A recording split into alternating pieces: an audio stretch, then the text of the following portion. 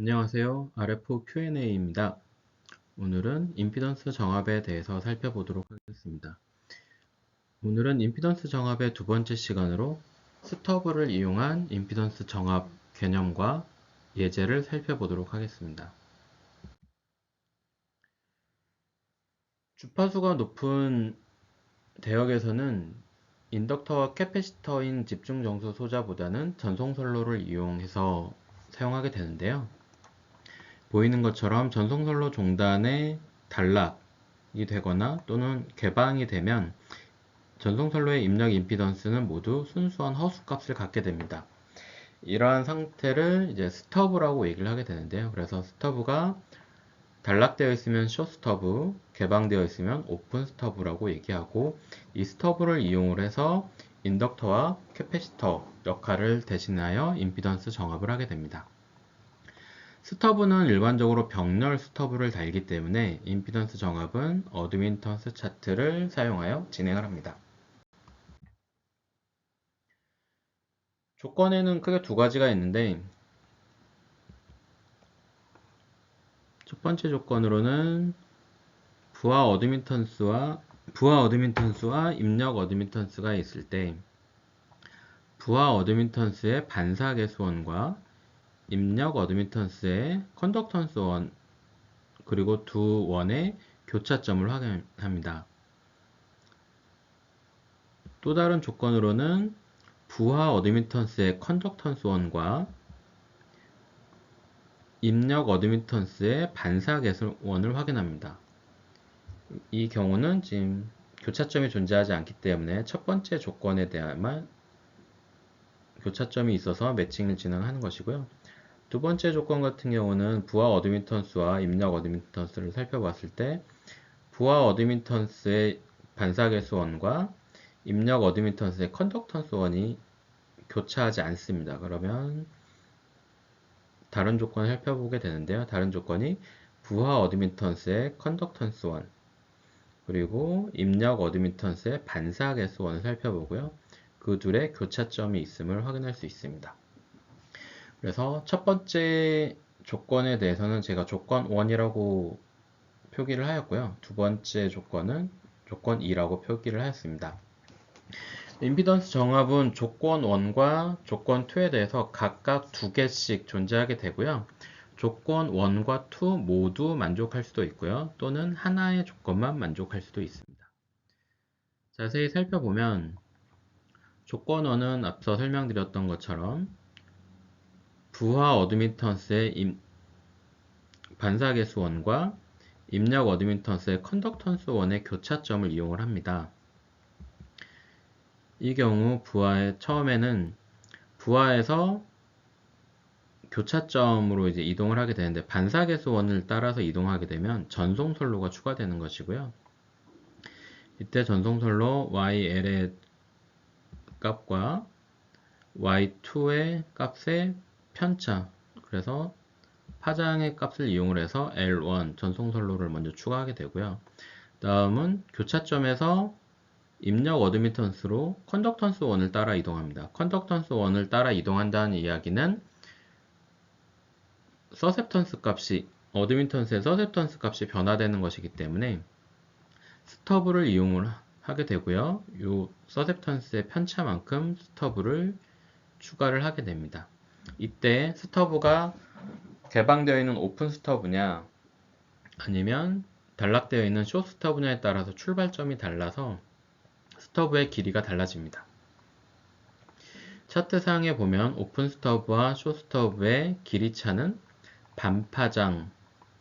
반바퀴의 차이가 난다는 것을 이제 확인할 수 있겠고요.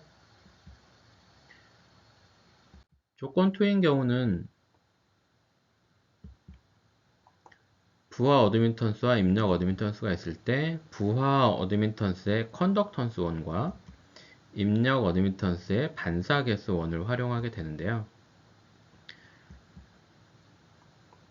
첫 번째 부하 어드미턴스에서 컨덕턴스 원을 따라 먼저 교차점으로 이동합니다. 컨덕턴스 원을 따라 이동한다는 이야기는 서셉턴스 변화를 이야기하고요. 서셉턴스가 변화된다는 이야기는 스터브가 달린다는 이야기입니다. 그래서 변화된 서셉턴스 양만큼 스터브를 추가하고요. 앞서 설명드렸던 것처럼 오픈 스터브이냐 숏 스터브냐에 따라서 출발점이 달라지고 스터브의 길이가 정해집니다. 조건 2를 사용하는 경우는 부하에 스터브가 먼저 달린다 거고요. 그 다음에 교차점에서 입력 어드미턴스까지는 반사계수원을 따라 이동합니다.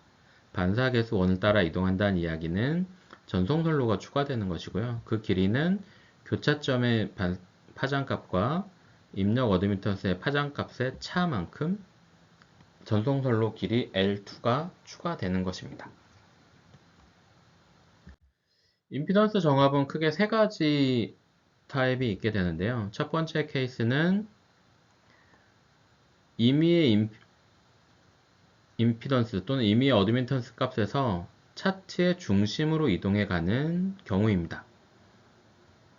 이 경우는 조건 1을 따라서 임피던스 매칭이 진행되게 되는데요. 안테나 또는 필터 등의 수동 소자 임피던스 정합에 가장 많이 사용됩니다.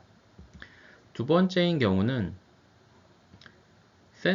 차트의 센터에서 임의의 임피던스로 매칭을 하는 것입니다.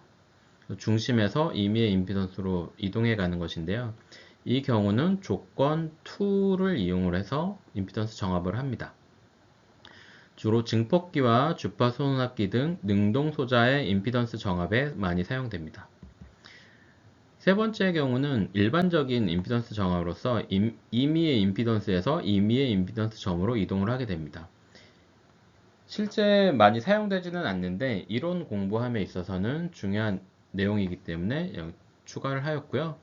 이 경우는 조건 1, 2 모두 만족할 수도 있고요. 또는 둘 중에 하나만 만족하게도 됩니다. 예제를 풀면서 관련된 내용을 살펴보겠고요. 이러한 임피던스 정합은 출발점 부하 어드미턴스에서 도착점인 입력 어드미턴스까지의 한붓 그리기로 보시면 되겠고요. 그 한붓 그리기의 경로는 부하 어드미턴스, 입력 어드미턴스의 각각의 반사계수원과 컨덕턴스원 또는 컨덕턴스원과 반사계수원을 따라 이동하게 되고요. 교차로, 반사계수원과 컨덕턴스원이 교차로 왔다 갔다 하면서 매칭을 하게 됩니다.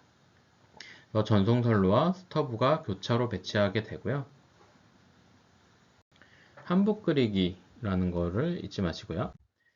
예제를 살펴보도록 하겠습니다. 첫 번째 예제는 케이스 1에 해당하는 것이고요. 임의의 임피던스 100-J50옴을 50옴에 매칭을 하는데 개방 스터브를 이용하는 것입니다. 임피던스 정합의 첫 번째는 항상 임피던스의 정규화가 가장 먼저입니다. 주어져 있는 부하 임피던스와 입력 임피던스를 각각 표현을 해서 정규화 시켜주고요. 스터브를 이용한 경우는 병렬 스터브이기 때문에 어드미턴스 값으로 변경을 해줘야 됩니다. 그리고 이를 어드미턴스 차트에 표시를 해주게 됩니다. 조건을 확인해 보도록 하겠습니다. 조건 1은 항상 부하 어드미턴스의 반사계수원과 입력 어드미턴스의 컨덕턴스원을 확인합니다. 이때 교차점 두 개가 존재한다는 걸 알 수 있고요. 그래서 교차점이 Y1, Y2입니다.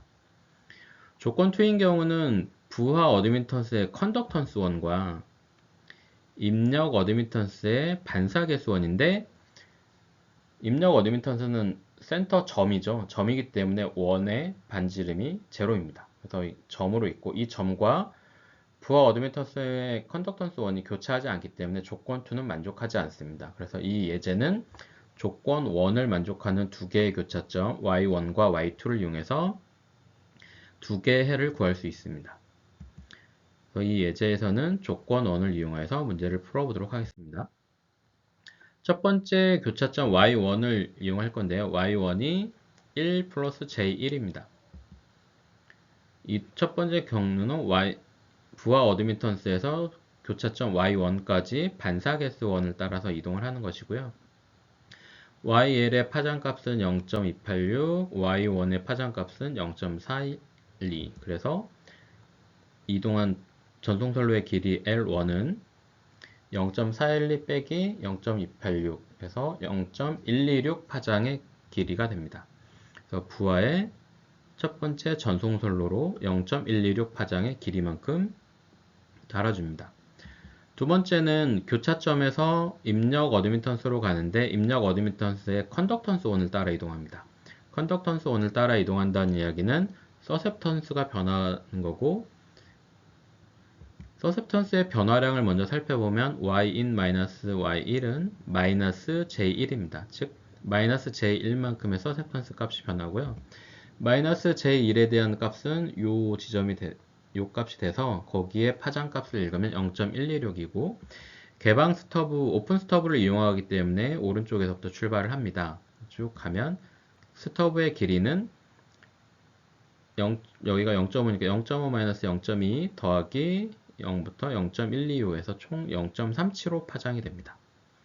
그래서 임피던스 정업 회로는 부하의 전송선로 0.126 파장과 스터브로, 개방 스터브로 0.375 파장이 달리게 됩니다.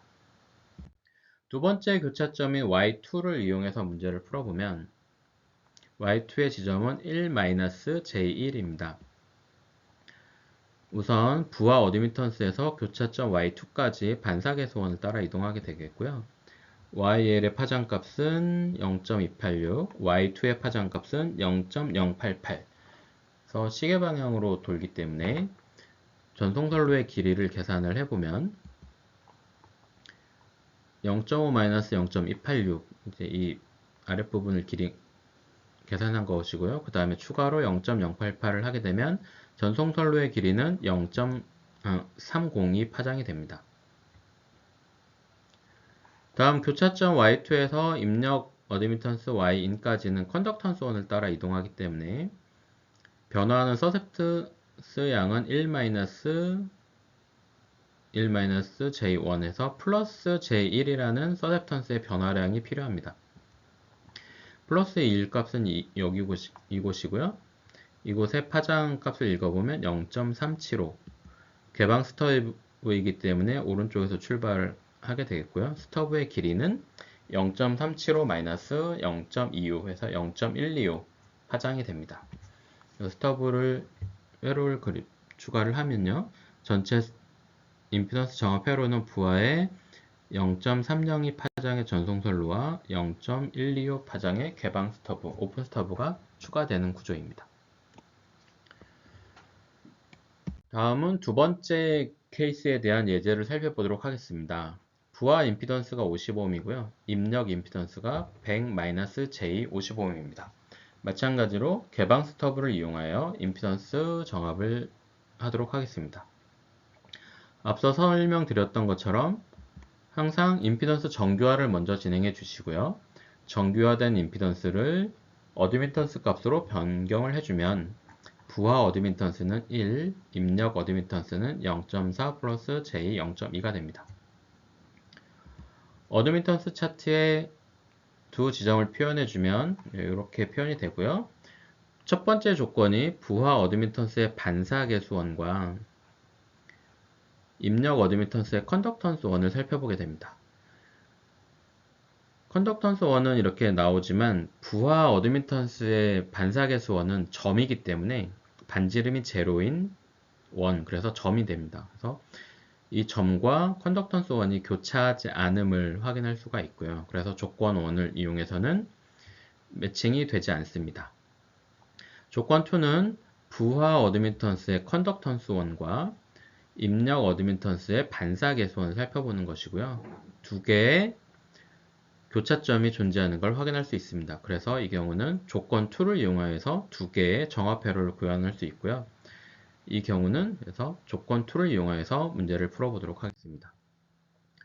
첫 번째 교차점인 y1은 1-j1입니다. 1-j1이고요.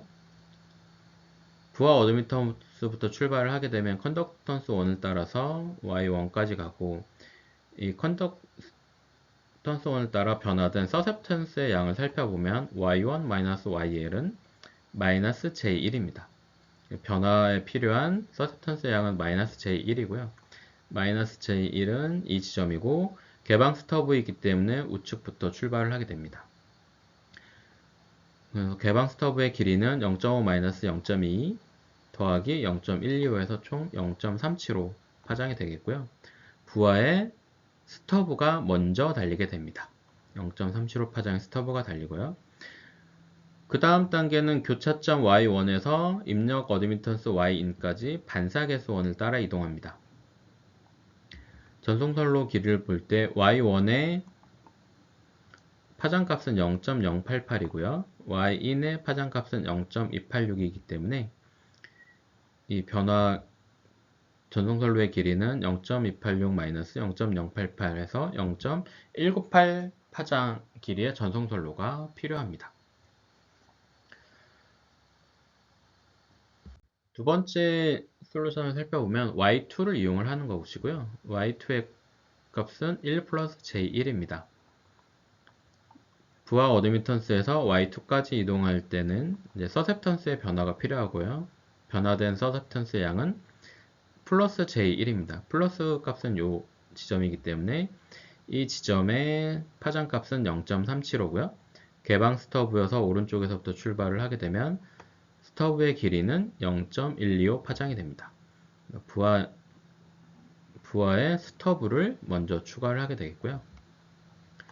두 번째는 교차점 Y2에서 입력 임피던스 어드미턴스까지 반사계수원을 따라서 이동을 하게 되는 것이고요. Y2의 파장값은 0.412, 입력 어드미턴스의 파장값은 0.286. 그래서 이 L2 전송선로의 길이를 계산을 하면 총 0.374 파장이 나오게 됩니다. 이렇게 해서 Y2를 이용한 두 번째 정합회로를 구할 수 있습니다. 마지막은 임의 임피던스에서 임의의 임피던스로 변경되는 경우를 살펴볼 텐데요. 계산의 편리성을 위해서 정규화된 부하 어드미턴스와 정규화된 입력 어드미턴스를 예시로 들었습니다. 각각 부하 어드미턴스와 입력 어드미턴스를 표현을 하면 이렇게 표기가 되고요. 조건 1을 먼저 살펴보도록 하겠습니다. 부하 어드미턴스의 반사계수원과 입력 어드미턴스의 컨덕턴스원을 살펴봤더니 Y1, Y2라는 교차점 두 개가 존재함을 확인할 수 있습니다. 조건 2를 살펴보면 부하 어드미턴스의 컨덕턴스원과 입력 어드미턴스의 반사계수원을 살펴봤는데 이 역시 교차점이 존재하는 걸 확인할 수 있습니다. 그래서 이 경우는 조건 1의 교차점 Y1, Y2 조건 2의 교차점 Y3, Y4 해서 총 4개의 교차점이 존재하기 때문에 임피던스 정합회로도 총 4가지로 구현할 수 있습니다. 본 예제에서는 조건 1을 이용을 해서 2개의 해를 구하는 걸 진행하도록 하겠습니다. 첫 번째 교차점 Y1을 살펴보면 Y1 값은 0.5-J0.5입니다. 0.5-J0.5고요. 처음 시작은 부하 어드미턴스에서 교차점 Y1까지의 이동이고요. YL 부하 어드미턴스의 파장값은 0.463, Y1의 파장값은 0.162. 그래서 전송선로 길이를 계산을 해보면 0.199 파장이 됩니다. 그래서 부하에 먼저 0.199 파장의 전송선로를 추가를 하고요. 다음은 컨덕턴스 원을 따라 이동하기 때문에 서셉턴스의 변화량을 찾아야 되고요. 서셉턴스의 변화량은 Y-in-Y1 그래서 플러스 0.7이 나옵니다.